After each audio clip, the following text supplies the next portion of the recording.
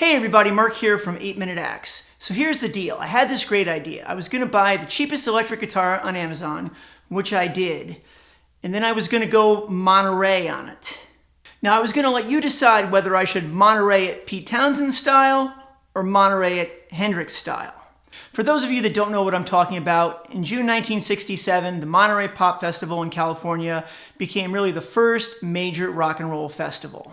Now, there were tons of acts, but Hendrix and The Who were two of the big ones, and backstage, they were fighting as to essentially who should open for who. So legend has it, they flipped a coin, Pete Townshend lost, The Who went on first. So The Who did a blistering 6-song set, and near the end, they were closing with My Generation. Townshend whipped off his Stratocaster and just started smashing it like crazy into the ground. Eventually, he completely destroyed it. Now, Hendrix was in the wings taking all this in, and he wasn't going to be upstaged. So after the Grateful Dead finished their set, that's right, they squeezed the Grateful Dead between The Who and Jimi Hendrix. Hendrix came on like gangbusters. He played a now historic 9-song set, and near the end of Wild Thing, his closing tune, he took off his Stratocaster, put it on the ground, whipped out the lighter fluid, lit a match, and assumed what is now the official guitar sacrifice pose. Hendrix coaxed the thing on as the flames slowly rose. Eventually, he picked up the still flaming guitar and smashed the crap out of it as well. Now, what does that have to do with me? Well, that was supposed to be the fate of this guitar. Here's the problem. It's actually playable. I mean, really playable. So here's what I'm going to do. I'm going to give you a quick review, then I'm going to plug it in, crank it up, and put it through its paces, and I'm going to let you decide. Should I smash it, burn it, or give it away? So at the end of the video, please leave a comment. Let me know what you want to see happen to the guitar. I will tally up all the votes and follow up next week with a video documenting the guitar's fate. And I promise you this, if burning it wins, I will don the requisite frilly shirt and assume the official guitar sacrifice pose. Okay, so this is a Grote Stratocaster. I found it on Amazon for $69. With tax here in Georgia, I paid a total of $73.40. I know how boring unboxings are, so I'm giving you the quick. It does come with a gig bag. That's the box it came in. It also included a strap, a cable, and a couple of picks. It arrived well packed and in one piece. All right, so here are some quick specs. It's a maple laminate body, maple neck, unfinished in the back, and a rosewood fretboard. Of course, it's a plastic nut. 3 single coil pickups, 2 tone controls, 5-way toggle switch, and 1 volume control. Although technically it's a tremolo system bridge, the tremolo is completely unusable, so it has a bridge. Since this thing was $70, let's assume that anything I didn't mention, the pots, the frets, the tuning pegs, everything else was made as cheaply as humanly possible. Okay, let me start with the things I don't like. The frets themselves need a polish badly. I mean, bending is like running my fingers on a chalkboard. It's terrible. I mentioned the tremolo system, completely unusable. I did put the bar in it. I tried one dive bomb and I literally thought that the bridge was going to rip right off the guitar and it had to be completely retuned. I mean, it was completely out of whack. So the tremolo is not an option. If you're looking for a guitar to do some whammy tricks, this is not it.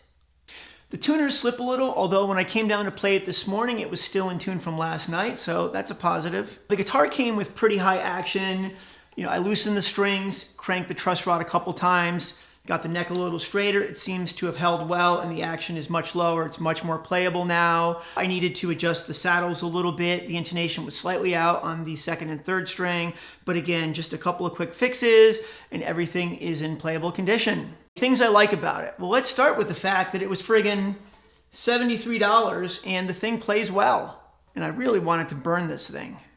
It's super light, which is great. The cut of the frets is actually not that bad. No sharp edges at all. I mean, I've had guitars far more expensive have a few more bumps than this one. I love the unfinished neck. It's fast, but it doesn't stick. The finish is near flawless. I mean, obviously this is just the veneer. But I thought it would come with some bumps and bruises, and we'd see some, plastic residue or just, stuff not cut right. Everything seems to be fit and finished well. There are a ton of guitars available in that $200 range, even the $150 range. But you know, the herd thins as we get lower and lower, and at that $69 range, I don't believe this has much competition. So let's see just what we're getting for our $73.40. So let's take this baby for a test drive. So I've kept it very simple. I'm going straight from the guitar into the Spark, into the computer. And I promise I am not going to do anything in post-production. I want you to really get a feel for what you're going to be buying. So I'm actually using one of the picks that they gave me, and I'm using the cable that came with it. I think you're going to be extremely impressed with how good it sounds. Here we go.